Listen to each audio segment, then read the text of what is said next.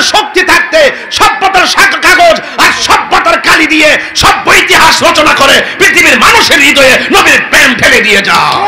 মাটির উপরে থাইকা বলি আল্লাহর বিরুদ্ধে কথা বইলা, মাটির উপরে থাইকা মা বাবার বুকে লাথি মাইরা, মাটির উপরে থাইকা হারাম খাইয়া, মাটির উপর তাইকা দুর্নীতি কইরা, চাঁদাবাজি কইরা, সন্ত্রাসী কইরা, জঙ্গিবাদী কইরা কাগজে কলমে লিখে রাখো ইন্নাকা লা তাজনি মিনাশ শাউকিল ইনাব, আঙ্গুরের গাছ থেকে যেমন করে কাঁঠালের আশা করা যায় না, মাটির উপর তাইকা হারাম খাইয়া কবরের নিচে যাইয়া ওই তোমার পিঠের নিচে জান্নাতের গালিচার আশা করা যায় না।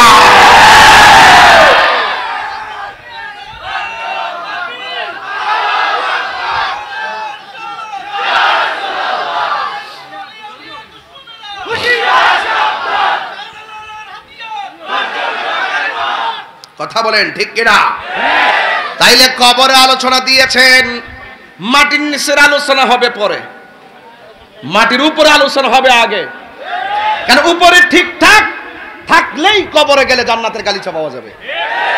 আর উপরের 2 নম্বরই কইরা ওই বিছানাতে শুইয়া যায়, যখন যখন বন্ধ হয়ে যায় মসজিদের হুজুরের না কানের কাছে আমি তওবা করতেছি যে কাজ হবে না, কাজ হবে না। ফেরাউন না সারা জীবন নাফরমানি করছে, যখন নীলনদী ডিব্বা জায়গা কয় আল্লাহ তুমি আমার রব, জিব্রাইলে ইচ্ছা মতো ফানা দিয়ে ডুবাইছে। কথা কোন ঠিক না বেঠি?